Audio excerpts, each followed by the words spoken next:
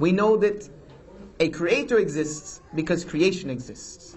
And the Quran says it very clearly many times over. Have you not pondered the creation? Have you not looked in the sky at night? Have you not looked at the world around you? Have you not looked at your own self? Have you not even internalized you to know that I exist? Look at the human heart. A muscle that we take for granted. Without it, we don't make it. And it starts beating very early on in the conception of the human being. Very early on in the process of an embryo in the womb of its mother. The moment that heart is formed, it begins to beat.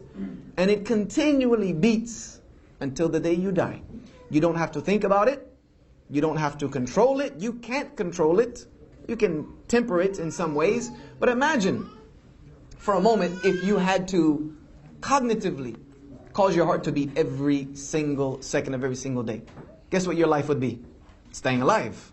It would be your entire life. You forget for a moment, this is it, you're dead, heart attack, done. This thing continually beats non-stop. Think about the human eye. Look at the great lenses that the minds of the world have been able to create today. Telescopes that can see across the universe. Powerful lenses. Not one of them has even come close to replicating the lens of the human eye. Not one. Not even close. Has been able to come close to even the focus ability of the human eye. The ability to process light in such a quick matter of time to be able to see the world that is around you. Not been able to be replicated. Look at the human liver. Something that we also become very unaware of our liver. And without it, you're a dead man. You're a dead woman. Because this liver, all day long, guess what it's doing? It's chemically analyzing your blood. All day long, your liver is chemically analyzing every drop of blood in your body and detoxifying it and keeping it at a level which will keep you remaining alive. The moment that liver begins to not work how it's supposed to do, the body begins to poison its own self. We don't even have to think about it. It just does it. The brain. Look at the brain.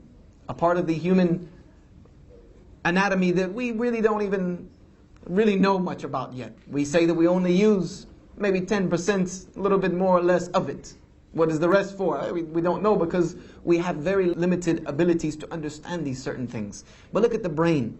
A computer has not been able to be created that can replicate the process that goes on between the neurons of the human brain and the way it transmits information, the way it controls the serotonin levels and things of that nature. It's unimaginable to study the human anatomy and then to think that there is not some design going on here. The amazing capacity of the human body to do things that are done without thought.